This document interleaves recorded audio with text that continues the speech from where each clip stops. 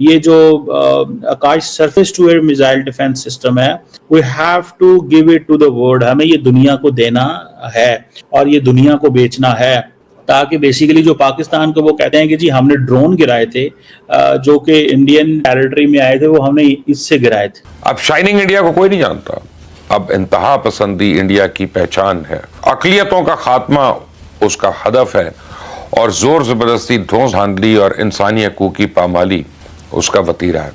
Aircraft हो सकता है, हेलीकॉप्टर हो सकता है, क्रूज मिसाइल हो सकती है, कुछ भी हो सकता है। जब वो एक डिस्टेंस पे आता है, आकाश सिस्टम इतना एक्यूरेट है दोस्तों, इस मामले में इतना एक्यूरेट इसकी फंक्शनैलिटी है कि फट से इनकमिंग एरियल थ्रेट को ये न्यूट्रलाइज कर सकता है। और इंडिया अपने आप को ग्लोबल साउथ के ममालिक को कह रहा है कि तुम अमेरिका ना जाओ, बाकी जगहों पे ना जाओ, तुम मेरे साथ अटैच रहो, मैं तुम्हें बहुत कुछ देने की पोजीशन में हूं। आप हंस रही हो, बात मातमी है।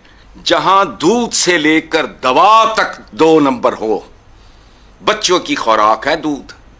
24 करोड़ लीटर जाली दूध, ये 2 साल पहले यूएनडीपी की रिपोर्ट। जी डॉक्टर साहब, जैसे आपने देखा कि प्राइम मिनिस्टर नरेंद्र मोदी ने अपनी 10 सालों का सबसे लंबा जो है वो सफर शुरू कर दिया है। क्या ये सफर सिर्फ ग्लोबल ऑप्टिक्स के लिए है, या भारत जो है वो दुनिया भर में अपनी सॉफ्ट पावर पुश करके पाकिस्तान को डिप्लोमेटिक तौर पर कॉर्नर करना चाहता है? बहुत शुक्रिया दुआ। देखें, पहली बात तो ये है कि थोड़ा समझना होगा कि जिस तरह आपने शुरू में अपने इंट्रो में कहा कि ये नरेंद्र मोदी के पॉलिटिकल कैरियर का सबसे लंबा ट्रिप है।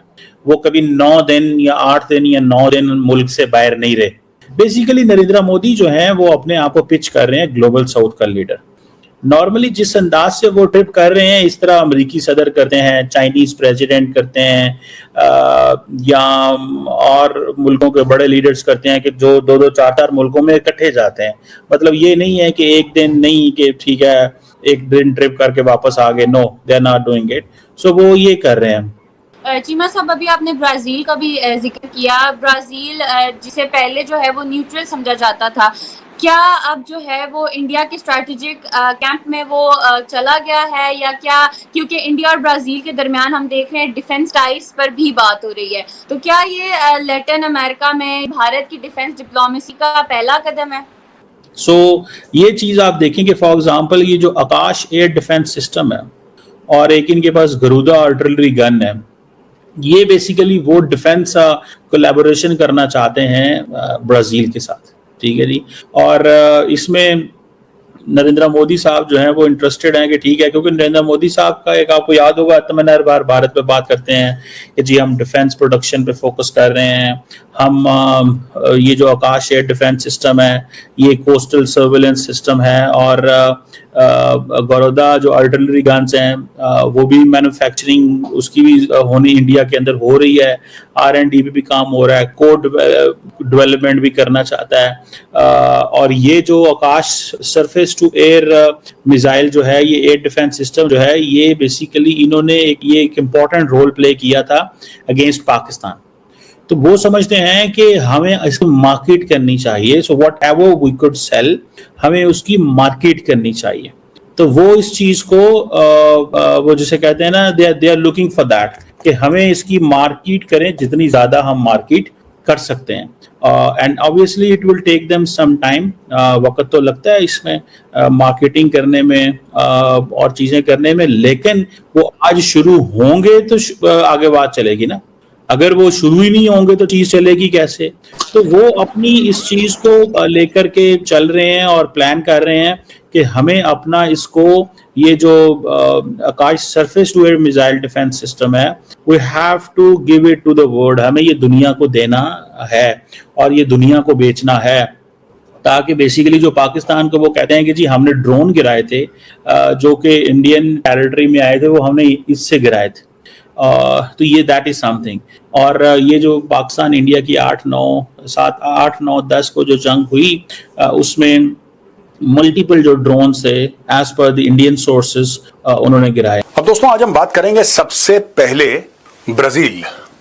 आप जानते हैं ब्रिक्स का एक बहुत इंपॉर्टेंट मेंबर है, one of the original members of BRICS, Brazil. और ब्राजील जो है वो भारत से चाहता है कई वेपन प्लेटफॉर्म्स खरीदना, लेकिन दो मुख्य तौर से ब्राजील ने बात करी है, आकाश की और गरुड़ा की। आज मैं आपको बताता हूं पूरी बात है क्या, ये वेपन सिस्टम्स क्या हैं, ये क्या करते हैं। लेकिन उसके पहले P. Kumaran, Secretary East, Ministry of External Affairs, said there is going to be discussions on defense cooperation and enhancing it with Brazil.